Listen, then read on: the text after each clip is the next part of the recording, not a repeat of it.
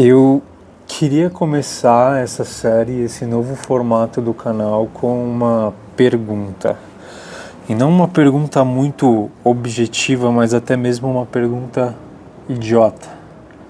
Certa vez eu fui no dentista e perguntei para ele se os dentes de baixo ficavam mais sujos por conta da gravidade, por conta de a comida descer para a parte de baixo da boca e eles poderiam ficar mais sujos.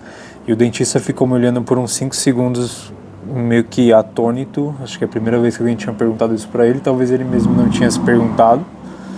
E aí eu percebi que minha cabeça estava operando, ou sempre operou, de uma maneira diferente. E aí outra vez eu estava dirigindo, foi a primeira vez, assim que a gente comprou um carro automático, eu estava com o carro no trânsito, e aí toda vez que eu ia parar, eu tinha que frear o carro. Então eu freava muito mais do que eu estava acostumado com o manual. E aí eu fui perguntar para o mecânico se os carros automáticos eles gastavam mais freio. E aí ele enrolou um pouco para me responder. E ele falou que sim, gastam mais, mas eu acho que ele estava muito mais enviesado pela minha pergunta e se perguntando a mesma coisa do que de fato me respondendo alguma estatística que ele tinha ali para apresentar. E, e eu acho que aí que está o problema, sabe? Isso é o que acontece comigo o tempo inteiro. Parece que minha cabeça ela opera em uma outra sintonia do que das outras pessoas. Então eu tô sempre pensando. Vamos imaginar um iceberg em que as pessoas estão olhando a parte de cima e eu tô sempre olhando a parte de baixo.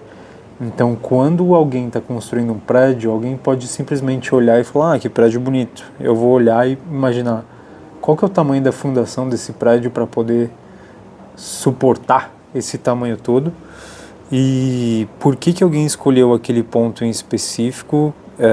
Será que o arquiteto ou a construtora tem algum familiar que mora perto e por isso escolheu colocar um prédio ali?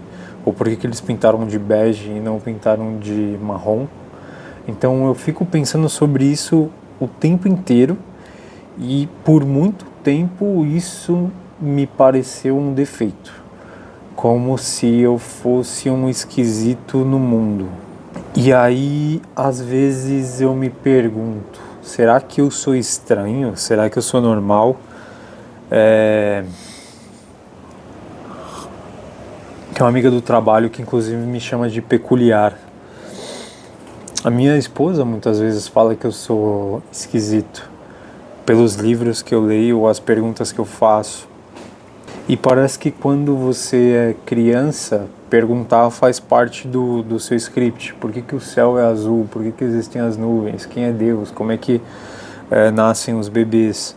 Só que quando a gente cresce, parece que existe uma regra invisível que você não pode sair por aí perguntando porque parece que você não cresceu ou você não amadureceu ou parece que você é o estranhão da turma. E aí a gente começa primeiro a se privar de perguntar e começa a editar os próprios pensamentos. Começa, a partir do momento que a gente vai filtrando a pergunta, a gente filtra internamente também. E esse filtro ele vira um hábito.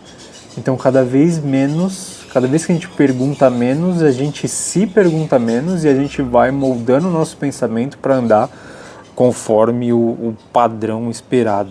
E aí no final eu não sei se sou eu que tenho várias perguntas ou várias dúvidas esquisitas na cabeça, ou se todo mundo pensa a mesma coisa e não quer perguntar.